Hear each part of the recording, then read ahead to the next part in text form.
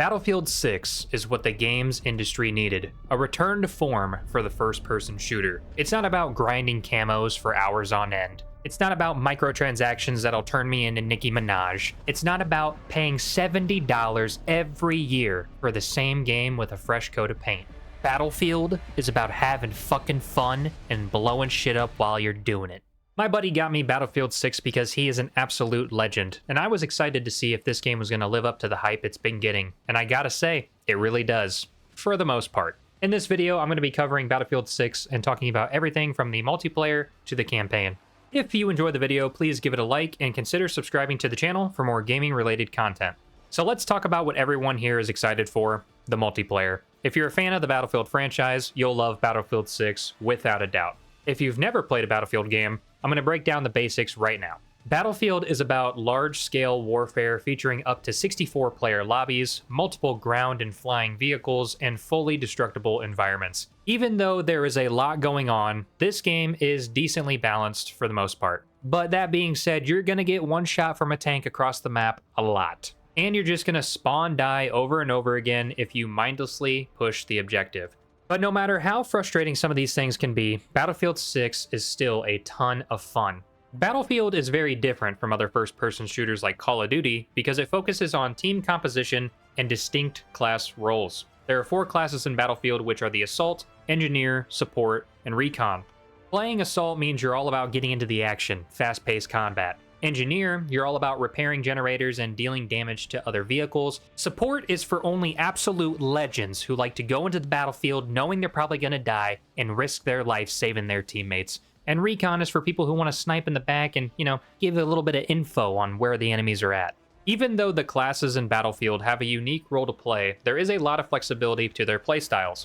Every class has the ability to use almost every single weapon in the game, so if you want to play support with a sniper, or you want to play recon with a shotgun, you have the ability to do that. You'll unlock weapons by increasing your player level and by completing challenges. Using these weapons will upgrade their proficiency and unlock you more attachments for your gun. There are dozens of attachments available, so you can customize the weapon to the way you want it. This is a pretty typical progression system for most first-person shooters, and you'll be able to understand it pretty quick. But the biggest difference with Battlefield's progression is that it's not as fast as other multiplayer shooters. It would probably take hundreds of hours for you to be able to unlock everything in Battlefield 6, and this is because Battlefield does not release a new game every single year like Call of Duty.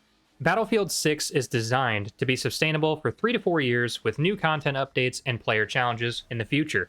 Just to be clear, this does not mean that you're going to be soft-locked or time-gated by playing Battlefield 6. I've seen other players already at level 100 and have unlocked everything in the game in under a month. I'm just setting expectations for people that are not familiar with the Battlefield franchise. You're not going to be able to unlock everything just because you joined a double XP weekend. This game is meant to be played for years.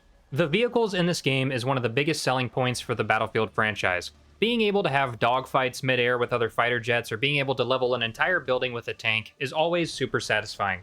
The only thing that bothers me about the vehicles is the controls for PC. For context, I played pretty much every other Battlefield on controller, and this is my first Battlefield on mouse and keyboard, and I just feel like the vehicles were easier to control on controller.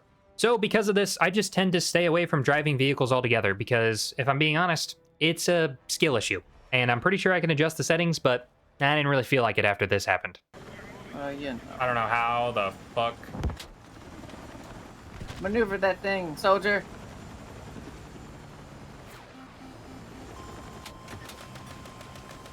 I don't know what I'm doing!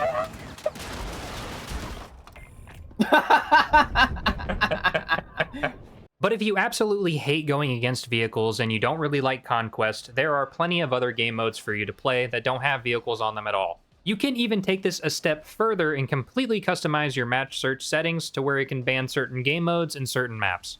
The maps in this game are pretty decent. I definitely like some more than others, but I don't really hate any of the maps yet. But to wrap up my thoughts on multiplayer, I've been having a blast playing with my friends. I think this is the best Battlefield that I've played in the last couple of years, and I would give this multiplayer a 9 out of 10.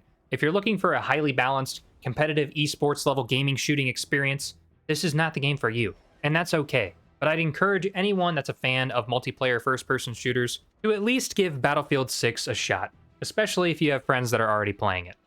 Now, let's talk about the campaign. And I gotta say, I'm not impressed whatsoever. The whole reason I even wanted to play the campaign is because I saw that IGN gave this a 5 out of 10, and I was interested to see if that was accurate. IGN has had many questionable ratings in recent years, and I personally don't take their ratings very seriously, but guys, I gotta say, they were not wrong. I encountered multiple bugs, the gameplay constantly slowed me down, and the story was super predictable. This campaign is the typical military shooter campaign that follows a group of characters and you ultimately fight some bad guys.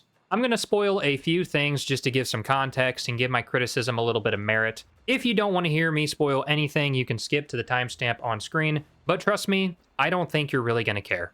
Like I mentioned before, this game starts off introducing you to the group of characters that the story revolves around, and you'll be able to play through them throughout the campaign. The main villain of this game is a private military company called PAX, and they have attacked countries that are part of NATO, causing war and chaos. And within about 30 minutes of you playing the game, the final cutscene starts playing. This cutscene has been cut up and spread out throughout the campaign, so that way you get little chunks of it as you complete missions. So the campaign is basically you playing catch-up, and the plot twists have already happened, and you're just watching the story unfold. Which, if you've ever played Modern Warfare 2, well, either of them, man, that's a whole nother conversation for a different day. But you'll understand pretty quick, surprise, your boss is actually the bad guy, PAX was a CIA project gone wrong, and the main villain was actually an undercover operative from your boss. Oh, damn, who would have seen that coming? Now, I can forgive a story for playing it safe and being more generic, but let's be honest, you do not buy Battlefield for the campaign. It's just an added bonus at this point. But what I can't forgive is constant immersion-breaking bugs and terrible gameplay pacing. Now, as a quick disclaimer, I played on PC, and I have a 3080 GPU. Some of these bugs could have just been a one-off thing, and other people didn't experience them, but I did, and it definitely affected my experience. This campaign seemed like it was always designed to slow me down, and instead of my actions dictating the progression, the actions of the NPCs did. The biggest example that I can give is when I was playing through the final mission, I had to wait for my NPC to do something in order to progress the mission, but that NPC got caught on a door in a previous area and I couldn't progress. I had to fix this by restarting checkpoint, but the checkpoint actually made me had to replay the entire previous area just because that NPC originally got stuck. Also, in that same exact mission, 10 minutes later, I progressed through the level and was killed and needed to be revived. However, all of my NPCs were over 300 meters away, stuck on one enemy for some fucking reason, and I had to wait for them to catch up for me to get revived and play the game again, because I physically couldn't do anything. This happened a lot more throughout the campaign. This is just the more exaggerated reason I'm showing, but I felt like I was constantly getting slowed down playing through the campaign, and it was just so annoying. And like I said before, bugs can be fixed, and not everyone is going to experience them, but this was a clear design decision by the devs, and I think it was a mistake. Hopefully this changes in the future. I encountered multiple bugs during this campaign. Some of them were small and might go unnoticed, but some of them actually ruined my gaming experience. To avoid spoilers, I'm not going to go into great detail, but here are the highlights. During Mission 5, I was unable to interact with the final mission objective, and after about 10 to 15 seconds, I suddenly just got teleported to the objective, and it completely desynced my audio for the upcoming cutscene that I was about to experience. And it was a pretty important cutscene, and it was completely ruined because my audio was like 5 to 10 seconds delayed.